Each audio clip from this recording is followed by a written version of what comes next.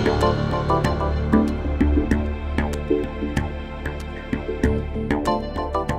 everyone for coming along today, and yeah, as Rob said, if you do have questions along the way, happy to take them, as long as we're sticking to time, so that 5-minute warning would be good. Thanks, Rob. I'll start off by just going through what the current water availability looks like, and then touch on what those recent conditions have been like as well that have helped contribute to what that water availability looks like now. Then jump into what the outlooks are telling us for the rest of the season, and then wrap up with a couple of key messages. So on Monday we updated the seasonal determinations for all of our systems. The Murray jumped from 71% up to 78% of high reliability water shares. The Broken's at 9%, which was an increase of 5%. The Goulburn and Loddon systems went from 56% up to 70%. And the Campaspe stayed at 100, as it has been since the 1st of July. And our smaller system, the Bullawurruk system, went from about 69% of high reliability water shares to 100% high and 25% of low. So we've started to see the spring influence in our inflows, and that's been translated through into our higher seasonal determinations as they sit today. On the 10th of September, we declare what we call a low risk of spill in the Campaspe and the Goulburn systems. So that means that water held in those spillable water accounts has been returned to customer accounts so they can be used or traded. Just looking across the border to New South Wales, unfortunately they don't have the same allocations or water availability that we've been fortunate enough to have in Victoria, comparatively speaking. So their general security allocations are still on 0%, but they've got 97% of their high security entitlements available. The high security entitlements are only about 200 gigalitres in New South Wales compared to our high reliability, which is about 1400 gigalitres in the Murray system. So while it's a high allocation against the high security, it's only a smaller volume of entitlement. While the general security allocations at zero, there's about 31% equivalence of carryover in their Murray system. They've got a bit of a different approach to how they allocate water to Victoria. So we allocate to our high reliability entitlements first. Then once we've got those high reliability entitlements set aside for this year, we then set them aside for next year before we allocate our low reliability entitlements. In New South Wales, they allocate to general security after their high security, and once they've got their some reserves in place for the following year. Have a look at their outlook that they prepared for the Monday's announcement. They're looking at a 5% general security by the 1st of October under dry conditions, or what we'd expect to get 9 years out of every 10, and 29% under average conditions, but we're not tracking anywhere near average conditions in the Murray system at the moment. I don't want to steal Pete's thunder about water trade, but just a couple of, I suppose, key points from our perspective. There's a couple of trade limits that are in place, and Pete, will you go through the trade limits in your will you be going through the trade limits in your presentations? Yeah. Go. Okay. So in the Goulburn system, at the volume that's owed to the Murray system is larger than 200 gigalitres, and when that occurs, allocation trade from the Goulburn system to the Murray system is limited or is restricted. So that's currently in place. There is the opportunity to trade from upstream of the Barmah Choke to downstream of the Barmah Choke, and there's trade available from the Murrumbidgee, but we're seeing lots of development in the Murrumbidgee system, so not a lot of water is moving out of the Murrumbidgee at the moment. And prices have been hovering above $300 a megalitre, but I reckon, Pete, you'll probably cover off on a bit more about that. Just want to go back a step to what inflow conditions were like last year, because that helps paint the picture around what's been happening this year. So just to explain a couple of terms on this slide, we've got the volumes of inflow in gigalitres. We've got the percentage of average that those inflows that we received were. And what POE stands for probability of exceedance. So what that means is that in the Murray system, into Hume storage, 88% means in 88 years in 100 we would expect to get more inflow than that, and in 12 years in 100 we'd expect to get less. So nearly 1,200 gigalitres of inflow is in the nearly in the lowest sort of 12% of inflow records. So very much on the dry side of things. Eildon fared a little bit better, about 80% probability of exceedance, so 20% of the years being lower. And out to the west, Nilakudi, sort of only 17 gigalitres of inflow. It's less than half of the storage capacity. We usually need that storage to fill each year to ensure we get 100% allocation there. And over in the Loddon system, only 90%. So it was fairly dry last year overall. This year it's been a little bit mixed.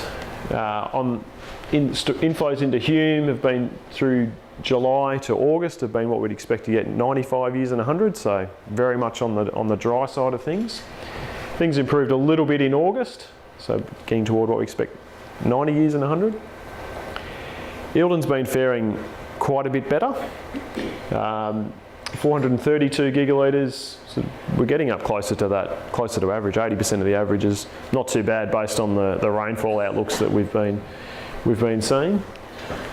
And August was actually better than average, which surprised us a little bit, given as I mentioned before, the rainfall outlooks. But we just seemed to be getting those fronts that kept moving through and hitting the top of the Goulburn catchment, but also in the top of the Ovens catchment as well. And that's where a lot of the improvements that Victoria has received in the Murray system has come out of the Ovens system.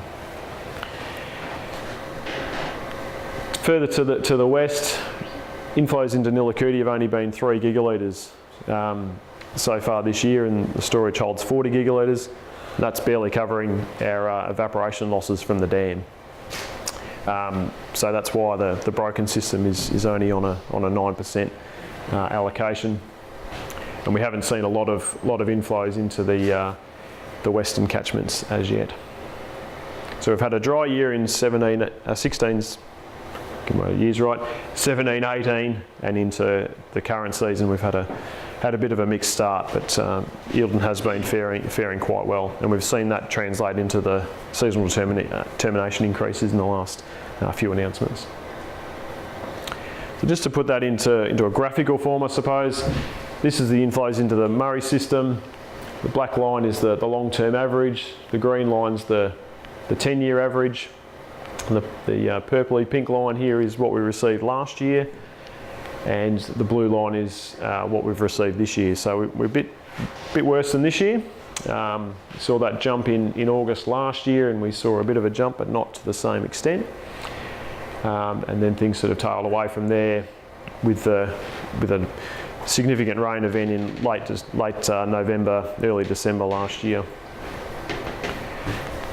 Similar information for Eildon, but just seeing there that August there was above that long-term average and a little bit better than what we'd received this time last year. But we did get some significant inflows in December last year with that rain. Jumping across into what the rainfall's been like, so we've been hearing about how dry it's been. You will have noticed on your farms how dry it's been. New South Wales is sort of very much in the red colour there, which is indicating the very much below average when we're talking indicators that the Bureau have included in this graph. Victoria's fared a little bit better when you compare to the longer term average, and so some of our catchment areas here are sort of in that white colour, which is close to around that average rainfall. So this is for July. August was a little bit better, and that's where we've seen those higher inflows into the storages, particularly Eildon. So you can see there's actually a little bit of blue in there in the Eildon catchment. But things have been a little bit better, but still it doesn't help with the long-term deficits that we've been seeing with such a dry autumn and winter. Would you be able to just highlight there, Andrew, where the catchment is for the Goulburn and where it is for our Murray system? Yep, so along the Great Dividing Range here, So we've got this little, I suppose, spike here. That's the top of the Eildon catchment. Yep. You then move across here into the Ovens catchment. You've got Dartmouth here, and then Hume here. So what we've been seeing is rain sort of coming through this way. So the upper part of the Murray's been in that drier side. We've had some of those wetter conditions there in the Goulburn. We've started to see that play out in the inflows. Yep.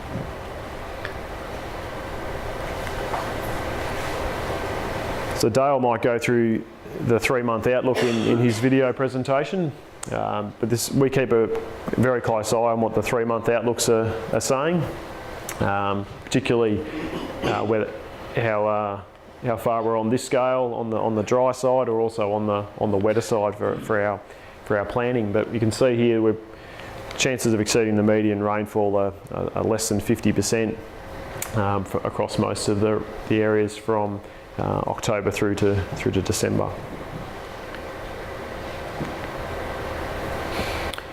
On Monday, we also updated our outlooks for seasonal determinations. Where might we head into the future months at key dates? So this is the outlook for the Murray system.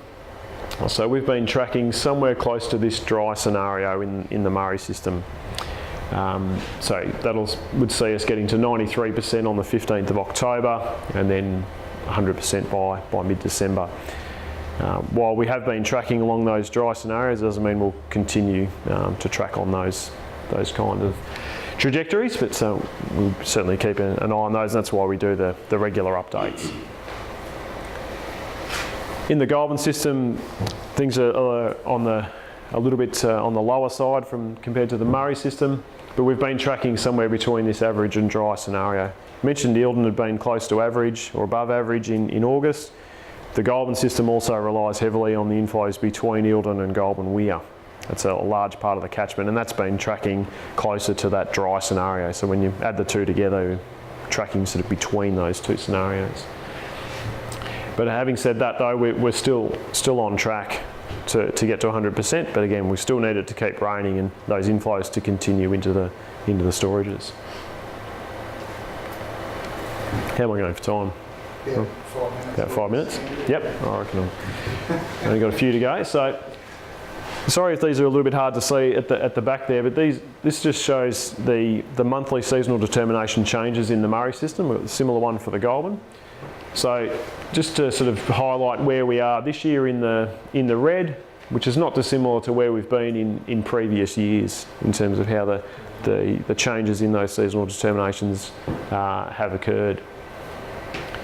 Just highlight where we were last year, which is this green one here. We started off quite high, and that was due to the fact that we had good reserves in place at the start of last season, whereas this year we didn't quite have as much water in reserve, so the seasonal determination will start lower the following season. And similar story in the Goulburn system. Started off lower than we did last year, but only slightly. And we're actually on a fairly similar trajectory to last season, where we ended up getting to 100%, but that rain in late November, early December was able to you can see that's the impact of that rain, and that actually helped us put aside a little bit of water for this year as well. But as I said, we need to keep receiving those inflows to keep those seasonal determinations pushing toward 100%. So just to, I suppose, go through a couple of the key messages. I mentioned we started off this year with lower stored resource and hence lower seasonal determinations, but we're seeing those improve. As you I'm sure are aware, we've and probably been part of this yourselves, is that irrigation demand's been a lot higher this year than what it was at the start of last season. We've delivered about 150 gigalitres more to today than we did this time last year, so it's been a strong start to the irrigation season. If we don't get to 100%, or we only just get to 100%, it means that those reserves for next year are limited to those early season reserves that we established between 30 and 50% in the Goulburn and Murray system. I'll touch on those a bit more in the next slide.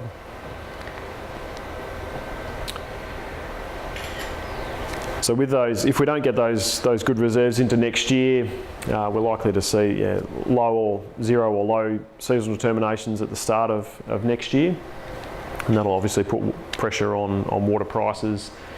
But in terms of operating the system next year, we do have those early season reserves available. They're set aside, and as long as we get minimum inflows next year, that means we'll be able to operate the gravity irrigation network from the 15th of August.